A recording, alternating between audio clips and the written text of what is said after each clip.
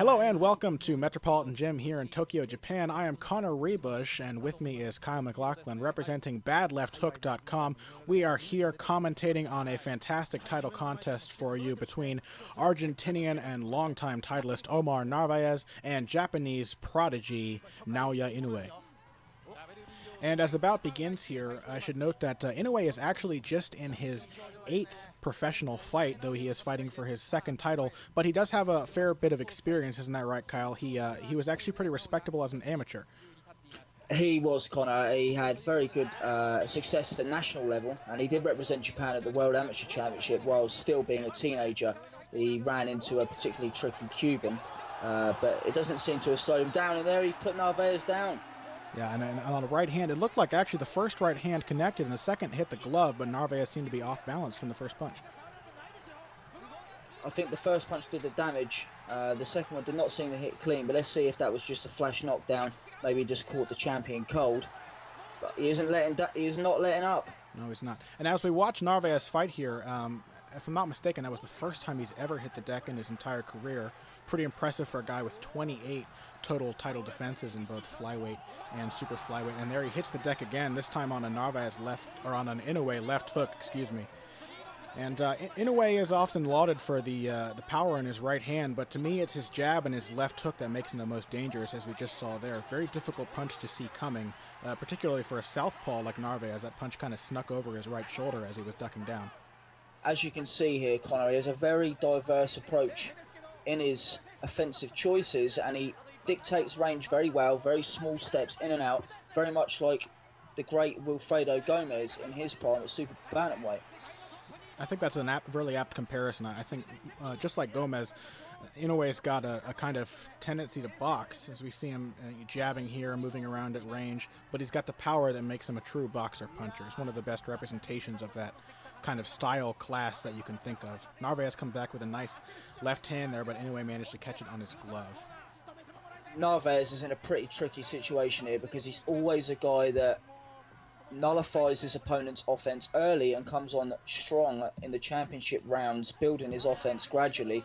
He is not getting a chance to build any kind of rhythm here whatsoever. I think that's what makes it such an interesting matchup. Narvaez is a true rhythm fighter, you know, one of the most true to form of that style that you'll find out there, whereas Inoue is a true rhythm breaker. He specializes, that you see, with that nice swift left jab, the left hook. He's always throwing these pot shots, and it's very difficult to time when his leads are going to be coming through. He's got such a masterful manipulation of timing.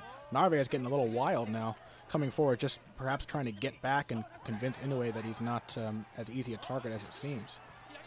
Definitely, and when he won the WBC Light Flyweight Championship early on in the year, every so often Adrian Hernandez, who was a very respectable title holder, thought he had Inoue figured out, and then he'd show him a different look. Just when you think you've got your timing down against him, he'll open up with something different, and that was very clearly an Inoue round.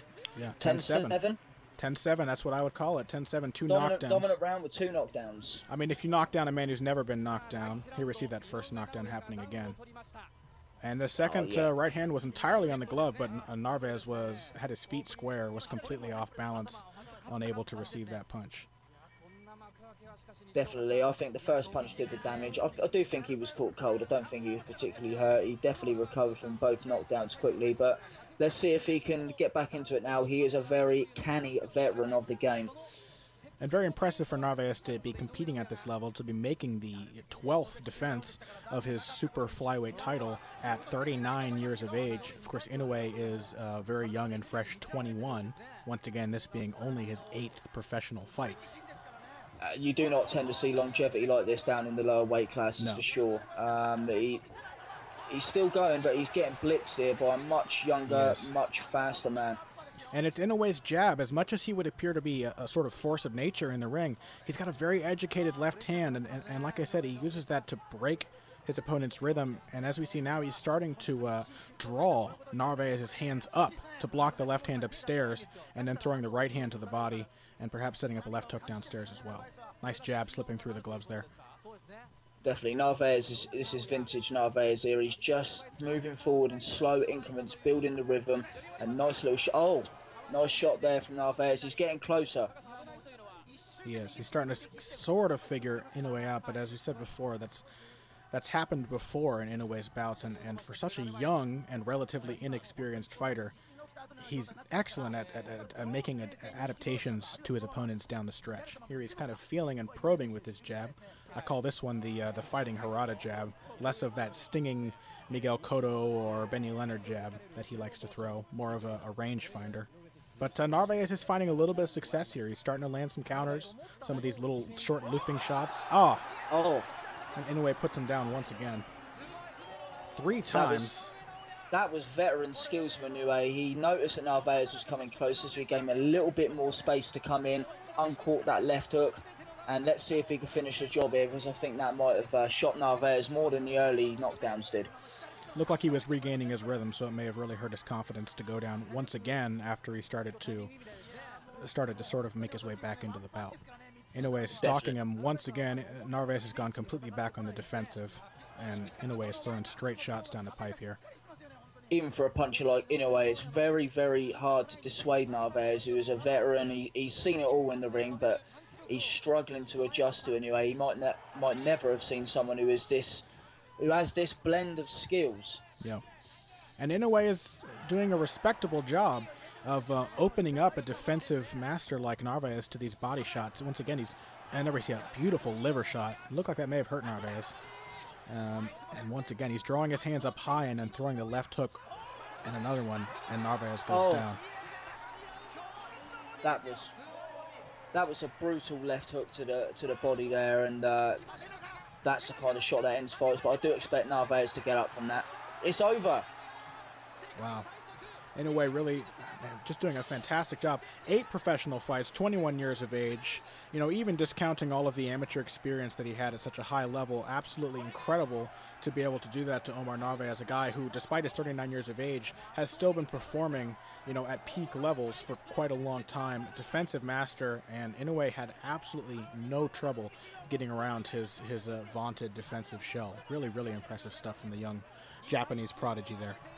What's majorly impressive there is that a lot of people think he may have skipped flyweight because it's such a difficult division, but he certainly didn't skip up to super flyweight, 115 pounds, to take a soft touch. Narvaez is a veteran champion, and Nonito Donaire, at the time probably the hardest puncher pound for pound, could not even phase him with his punches. Absolutely, and I think, if I recall correctly, Inoue signed on with the Ohashi boxing Japan, the boxing gym in Japan, signing the agreement that he would not take easy fights, and it seems to be a smart strategic decision for him to have skipped the Shark Tank that is the top 5 of flyweight, but in doing so he still took on a very tough, incredible opponent here, building himself up even as he knocks down champion after champion. 2 titles, 8 professional fights. It's really hard to guess how high the ceiling might be for Naoya Inoue after a performance like that. Definitely true, and I think it's true that his father has been vindicated. He's been saying that Naoya Inoue was going to be a lot stronger at 115 pounds, and I can't see how you could argue with him there. I think that was probably the best performance, admittedly a young career, but that's the best performance we've seen him so far, and I agree with you. It is scary to think how far this kid could go technically, and certainly in terms of some of the fights that he could be involved with in the coming years. All right, well, that does it for us here in Tokyo, Japan. Thank you for joining us for this fantastic bout. Wonderful performance from the young fighter here. And I don't know about you, Kyle, but I'm looking forward to seeing him in some more bouts, perhaps moving down to 112 and challenging some of the amazing fighters that are there. Or perhaps the last man standing in that stacked division moving up and challenging him at 115 pounds, Connor. I'd love to see it. All right, that's it for us here in Tokyo, Japan. Until next time, this has been Connor Rebush from badlefthook.com, joined by Kyle McLaughlin, and we look forward to talking to you again.